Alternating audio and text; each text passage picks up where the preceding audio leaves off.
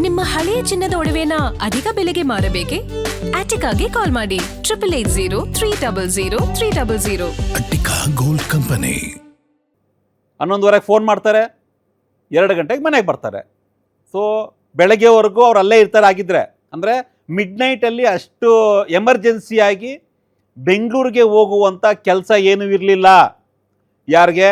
ಅನುಶ್ವಪ್ಪ, ಶೋಭರಾಜ್ ಮತ್ತು ನವೀನ್ಗೆ ಬೆಂಗಳೂರಲ್ಲಿ ಏನೂ ಕೆಲಸ ಇರಲಿಲ್ಲ. ಎಮರ್ಜೆನ್ಸಿಯಾಗಿ ಮಿಡ್ ನೈಟ್ ಜರ್ನಿ ಮಾಡುವಂಥ ಅಗತ್ಯ ಅವಶ್ಯಕತೆ ಇರಲಿಲ್ಲ ಅನ್ನೋದು ಇದರಲ್ಲಿ ಗೊತ್ತಾಗುತ್ತೆ. ಸೊ ಆಯಿತು, ಮಧ್ಯರಾತ್ರಿ 2 ಗಂಟೆಗೆ ಬಂದರು. ಜೂನ್ 29ನೇ ತಾರೀಕು ಮಿಡ್ ನೈಟ್ 2 ಗಂಟೆಗೆ ಬಂದರು. ಡ್ರಿಂಕ್ಸ್ ಬಾಟಲ್ಗಳ ಜೊತೆ ಸ್ನೇಹಿತರ ಜೊತೆ ಅನುಶ್ವ ಬಂದರು. ಹಾಗಿದ್ರೆ ಮುಂದೇನಾಯ್ತಾಗಿದ್ರೆ ಈ ಮಧ್ಯರಾತ್ರಿ 2 ಗಂಟೆಯಿಂದ ಬೆಳಗಿನ ಜಾವ 5 ಗಂಟೆ ಈ 3 ಅವರ್ ಇದೆಯಲ್ಲ, ಈ 3 ಅವರು ತುಂಬ ಜಾಸ್ತಿ ಮಿಸ್ಟ್ರಿ ಇದೆ. ಇಲ್ಲಿ ಸಾಕಷ್ಟು ಪ್ರಶ್ನೆಗಳನ್ನು ರೈಸ್ ಮಾಡುತ್ತೆ. ಮಿಸ್ಟರ್ ತಹಸೀಲ್ದಾರ್ ಗಿರೀಶ್ ಅವರ ಬಗ್ಗೆ ಅನುಮಾನ ಕೂಡ ಉಂಟಾಗೋದಕ್ಕೆ ಇಲ್ಲಿ ಕಾರಣ ಆಗುತ್ತೆ.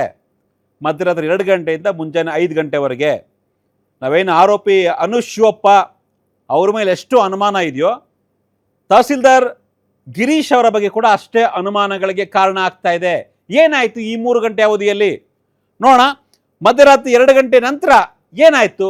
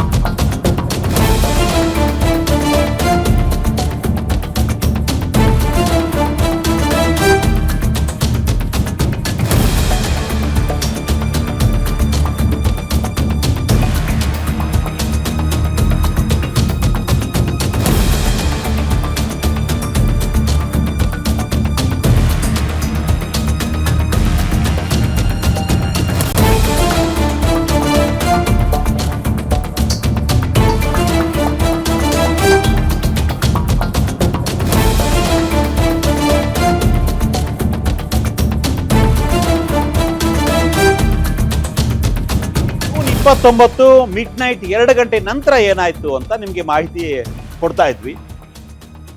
ಮಿಡ್ ನೈಟ್ 2 ಗಂಟೆಗೆ ಅನುಶ್ವಪ್ಪ, ಶೋಭರಾಜ್, ನವೀನ್ ಬರ್ತಾರೆ. ಬಂದವರು ಡ್ರಿಂಕ್ಸ್ ಬಾಟಲ್ಗಳು ಅಂದರೆ ಎಣ್ಣೆ ಬಾಟಲ್ ಜೊತೆ ಬರ್ತಾರೆ, ಎಣ್ಣೆ ಪಾರ್ಟಿ ಮಾಡಬೇಕು ಅಂತ. ಸೊ ಆಗ ಆರಂಭದಲ್ಲಿ ಪಾರ್ಟಿ ಮಾಡ್ತೀವಿ ಅಂದಾಗ ತಹಸೀಲ್ದಾರ್ ಗಿರೀಶ್ ಬೇಡ ಅಂದ್ರಂತೆ. ಬಟ್ ಅದಾದಮೇಲೆ ಒಪ್ಕೊಂಡ್ರು ಅನ್ನೋದು ಅವರೇ ಕೊಟ್ಟಂತಹ ದೂರಿನಲ್ಲಿರ್ತಕ್ಕಂಥ ಸಾರಾಂಶ. ಇಷ್ಟಕ್ಕೆ ಸುಮ್ಮನಾಗಿಲ್ಲ. ಸೊ ಪಾಪ ನಮ್ಮ ಫ್ರೆಂಡ್ಸ್ ಬಂದವ್ರೆ, ಎಣ್ಣೆ ಬಾಟಲ್ ತಗೊಂಬಂದವ್ರೆ, ಪಾರ್ಟಿ ಮಾಡೋದಕ್ಕೆ ಸ್ವಲ್ಪ ಡ್ರೈ ಫ್ರೂಟ್ಸ್ ಎಲ್ಲ ಕೊಡೋಣ ಅಂದ್ಬಿಟ್ಟು ಮನೇಲಿ ಡ್ರೈ ಫ್ರೂಟ್ಸ್ ಎಲ್ಲ ಇತ್ತಂತೆ. ಅದೆಲ್ಲ ಅರೇಂಜ್ ಮಾಡಿ ಸ್ವತಃ ತಹಸೀಲ್ದಾರ್ ಗಿರೀಶ್ ಡ್ರೈ ಫ್ರೂಟ್ಸ್ ಕೊಟ್ರಂತೆ ಫ್ರೆಂಡ್ಸ್ಗೆ. ಸೊ ಅನುಷ್ ಮತ್ತು ಇಬ್ಬರು ಫ್ರೆಂಡ್ಸ್ ಚೆನ್ನಾಗಿ ಸಿಕ್ಕಾಪಟ್ಟೆ ಕುಡಿದ್ರು. ಗಿರೀಶ್ ಎಣ್ಣೆ ಕುಡ್ದಿಲ್ಲ ಅಂತ ಮೆನ್ಷನ್ ಮಾಡಿದ್ದಾರೆ. ಅವ್ರಿಗೋಸ್ಕರ ಅನುಷ್ ಆ್ಯಂಡ್ ಫ್ರೆಂಡ್ಸ್ ಜ್ಯೂಸ್ ತಂದಿದ್ರು ಅನ್ನೋದು ಅವರ FIR ಇರ್ತಕ್ಕಂಥ ಮಾಹಿತಿ. ತಹಸೀಲ್ದಾರ್ ಗಿರೀಶ್ಗೋಸ್ಕರನೇ ಅನುಷ್ ಆರೆಂಜ್ ಕಲರ್ ಇರ್ತಕ್ಕಂಥ ಒಂದು ಫ್ರೂಟ್ ಜ್ಯೂಸ್ ಕೊಟ್ರಂತೆ. ಗಿರೀಶ್ ಈ ಫ್ರೂಟ್ ಜ್ಯೂಸ್ ಕುಡಿದ ತಕ್ಷಣ ಸಮಯ ಅಂದರೆ ಮತ್ತು ಬರೋ ಥರ ಆಗಿ ಪ್ರಜ್ಞೆ ತಪ್ಪಿದ್ರು ಗಿರೀಶ್ ತಹಸೀಲ್ದಾರ್. ಸೊ ಆಗ ಬೆಳಗ್ಗೆ 5 ಗಂಟೆವರೆಗೂ ಕೂಡ ಈ ಅನುಷು, ಆಮೇಲೆ ಶೋಭರಾಜು, ನವೀನ್ ಎಲ್ಲರೂ ಕೂಡ ಎಣ್ಣೆ ಪಾರ್ಟಿ ಮಾಡ್ತಾರೆ. ಬೆಳಗ್ಗೆ 5 ಗಂಟೆಗೆ ಗಿರೀಶ್ಗೆ ಈ 3 ಜನ ಅನುಷು, ಶೋಭರಾಜ್, ನವೀನು ಕಪಾಳಕ್ಕೆ ಹೊಡೆದ್ರು. ಏನಪ್ಪ ಇದು ಇದಕ್ಕೆ ಹೊಡಿತಾ ಇದ್ದೀರಾ ಅಂತ ಬೆಚ್ಚಿ ಬಿದ್ದು ನೋಡಿದ್ರೆ ಗಿರೀಶ್ ಬೆತ್ತಲಾಗಿರ್ತಾರೆ. ಗಿರೀಶ್ ಮೈ ಮೇಲೆ ಯಾವುದೇ ರೀತಿಯ ಬಟ್ಟೆ ಇರಲ್ಲ. ಹಲ್ಲೆ ಮಾಡ್ತಾರೆ, ಹಲ್ಲೆ ಮಾಡಿ ಎಬ್ಬಿಸ್ತಾರೆ, ಹೊಡೆದು ಎಬ್ಬಿಸ್ತಾರೆ ಗಿರೀಶ್ಗೆ ಅಂದ್ರೆ ಇದು ಗಾಬರಿ ಆಗ್ಬಿಡುತ್ತೆ. ಏನಾಯ್ತಪ್ಪ ಏನಾಯ್ತು ಅಂತ ನೋಡಿದ್ರೆ ಬಟ್ಟೆ ಇರಲ್ಲ, ಮೈ ಮೇಲೆ ಬೆತ್ತಲಾಗಿರ್ತಾರೆ. ಮಧ್ಯರಾತ್ರಿ 2 ಗಂಟೆಗೆ ಜ್ಯೂಸ್ ಕುಡಿದು ಮಲ್ಕೊಂಡವ್ರು ಗಿರೀಶ್ ಬೆಳಗ್ಗೆ 5 ಗಂಟೆ ನೋಡಿದ್ರೆ ಬೆತ್ತಲಾಗಿರ್ತಾರೆ ಅವ್ರದೇ ಮನೆಯಲ್ಲಿ. ಒಬ್ಬ ತಹಸೀಲ್ದಾರ್ಗೆ ಆದಂತಹ ಸ್ಥಿತಿ ಇದು. ಚನ್ನಪಟ್ಟಣದ ತಹಸೀಲ್ದಾರ್, ತಾಲೂಕು ದಂಡಾಧಿಕಾರಿ. ಏನು ವ್ಯವಸ್ಥೆ ಇದೆ, ಯಾವ ಥರ ಏನು ಗತಿಗೆ ಬಂದಿದೆ, ಯಾವ ಹಂತಕ್ಕೆ ಬಂದಿದೆ, ಬಿಟ್ಟು ತಹಸೀಲ್ದಾರ್ ಗಿರೀಶ್ ಅವರ ದುಸ್ಥಿತಿ ಇದು. ಇಷ್ಟಕ್ಕೆ ನಿಂತಿಲ್ಲ, ಹೊಡೆದ್ರಂತೆ ಅಮಾನುಷವಾಗಿ ಗಿರೀಶ್ನ. ಅವ್ರ ಹತ್ರ ಉಂಗುರ ಇತ್ತು ಬಂಗಾರದ್ದು, ಆಮೇಲೆ ಸರ ಇತ್ತು, ಆಮೇಲೆ ಸೊಂಟದ ಪಟ್ಟಿಗೆ ಬೆಳ್ಳಿ ಉಡುದಾರ ಬೇರೆ ಕಟ್ಕೊಂಡಿದ್ರಂತೆ, ಎಲ್ಲ ಕಿತ್ಕೊಂಡೋದ್ರಂತೆ. ಜೊತೆಗೆ ಇನ್ನೂ ಮಜಾ ಇದೆ ಇದು, ಈ ಬೆತ್ತಲಾಗಿದ್ರಲ್ಲ ಗಿರೀಶು, ಆ ಬೆತ್ತಲಾಗಿರೋಂಥ ವಿಡಿಯೋವನ್ನು ಶೂಟ್ ಮಾಡಿದ್ದಾರೆ Anush Shivappa and gang. Shoot ಮಾಡಿ 10 ಲಕ್ಷಕ್ಕೆ ಡಿಮ್ಯಾಂಡ್ ಇಟ್ಟರು ಅನ್ನೋದು ಕೂಡ ಈ ಒಂದು ದೂರಿನಲ್ಲಿ ಮೆನ್ಷನ್ ಮಾಡಿದ್ದಾರೆ. ಗಿರೀಶ್, ತಹಸೀಲ್ದಾರ್ ಗಿರೀಶ್ ಸ್ವತಃ ಈ ಒಂದು ಕಂಪ್ಲೇಂಟನ್ನು ಕೊಟ್ಟಿದ್ದಾರೆ. ನನಗೆ ಅವ್ರು 10 ಲಕ್ಷಕ್ಕೆ ಡಿಮ್ಯಾಂಡ್ ಇಟ್ಟರು, ನನ್ನ ಹೊಡೆದ್ರು, ಬೆತ್ತಲು ಮಾಡಿದ್ದಾರೆ, ವಿಡಿಯೋ ಶೂಟ್ ಮಾಡಿದ್ದಾರೆ.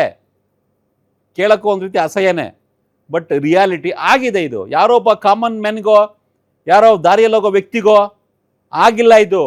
ಕರ್ನಾಟಕ ರಾಜ್ಯದ ತಹಸೀಲ್ದಾರ್, ಚನ್ನಪಟ್ಟಣದ ತಹಸೀಲ್ದಾರ್ ಗಿರೀಶ್ಗೆ ಆಗಿರ್ತಕ್ಕಂಥ,